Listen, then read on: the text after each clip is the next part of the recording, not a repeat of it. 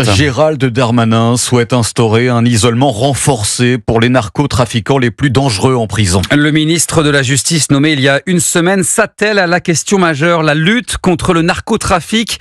Il se dit prêt à travailler avec le ministre de l'Intérieur Bruno Retailleau. Maï-Hélène Trémollet. Gérald Darmanin veut se montrer sur tous les fronts. Le nouveau garde des Sceaux, qui fait de la lutte contre le narcotrafic l'une de ses priorités, était aujourd'hui au tribunal judiciaire de Paris.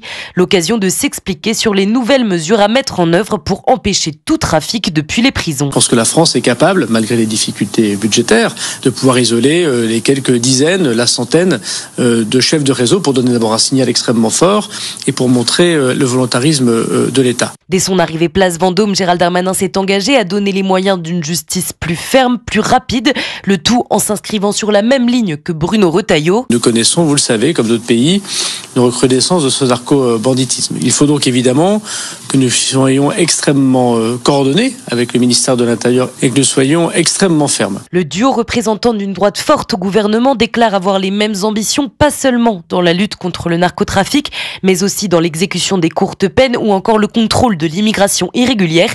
Des thématiques que les deux hommes devraient aborder le 3 janvier à l'occasion d'un déjeuner pour fixer un cap et une feuille de route commune. Les précisions, Maï-Hélène Trémollet du service politique d'Europe.